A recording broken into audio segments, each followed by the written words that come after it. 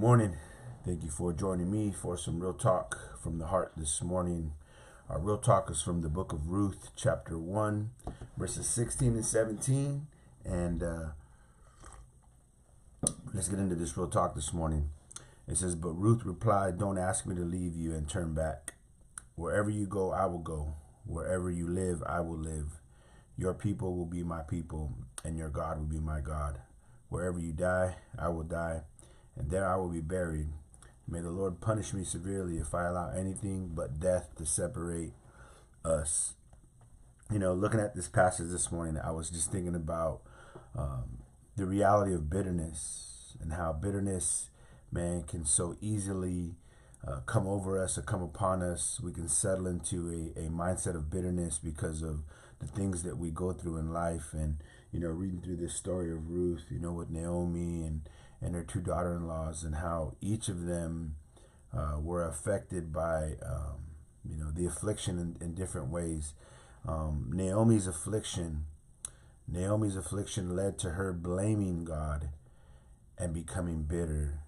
Naomi's affliction led to her blaming God and becoming bitter, whereas Ruth's affliction led to her claiming God and becoming a blessing. And those two right there really stuck out to me this morning. You and I are going to be afflicted. Are we going to become blamers? Are we going to become bitter? Or are we going to become claimers and become a blessing? Which is what Ruth did. In dealing with her affliction, Naomi chose to be known by God's people as a bitter woman, as a bitter person. That's what she chose when they came and said, "Oh, hey," it says they were excited to see Naomi and Ruth. And they asked the question, "Hey, is this Naomi?" And the Naomi's, "Don't call me Naomi. Call me bitter," right? Because God has afflicted me. So listen, in dealing with her affliction, Naomi chose to be known by God's people as a bitter person.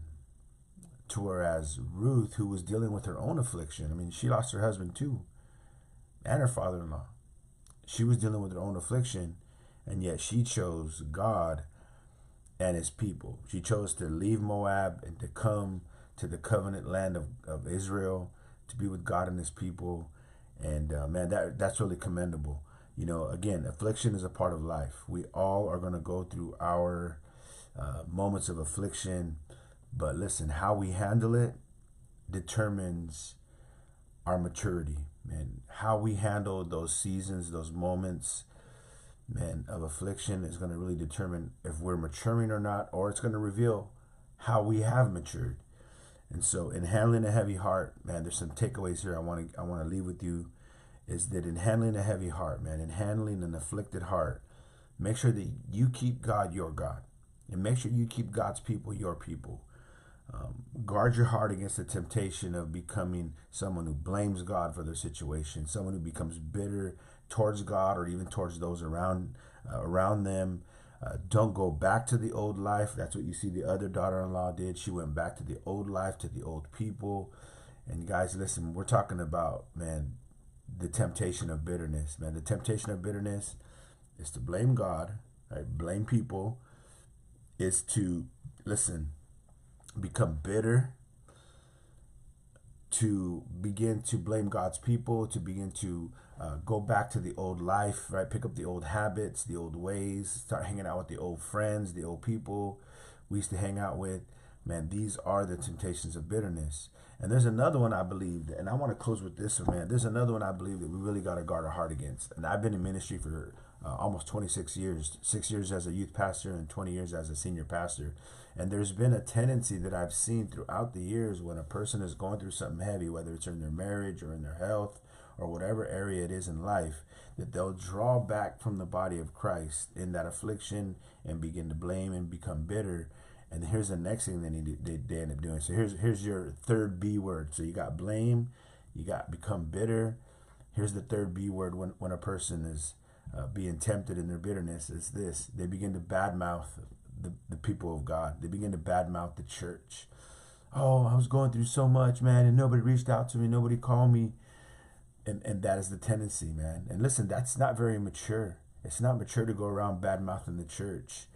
in the midst of your bitterness and your affliction. Hey, we all go through it, man. We all go through affliction, man. We all go through our pain and our heartaches and our struggles. It's never a license, man, to badmouth the bride of Christ. It's never, never gives you the okay to go around slandering the church, because in your bitterness, which you chose to be bitter. No one was reaching out to you. And by the way, man, let's keep it real. Let's keep it real. If you're conducting yourself as a bitter person, you cannot realistically expect people to just flock to you and be warm to you. Okay, that's one side of this issue. Now, the other side of this issue, child of God, listen, we're to walk in the Spirit, we're to walk in love. And we know that there are those people in our lives that present themselves as bitter and just all that. We need to still, man, as much as is impossible, man, live in peace with those around us. But also, man, try to be there for that person. As tough as it is, man, try to be there for that person who is settled into the attitude of bitterness, man, and they're just living there in that misery.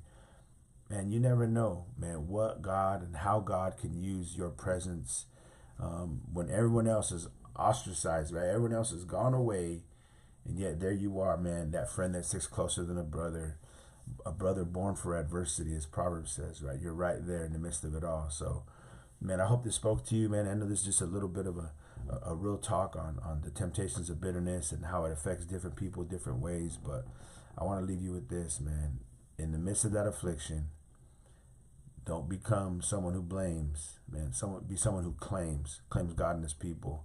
And don't become bitter, man. Become a blessing. And that's what we see Ruth doing, man. Salute. The Lord bless you. The Lord keep you. The Lord cause his face to shine upon you and give you his peace today, because he loves you. Hey, listen, I love you too, and I'm praying for you. Ask that you please pray for me as well. All right, God bless y'all. Thank you for tapping in, and I hope to see you in the next study. God bless.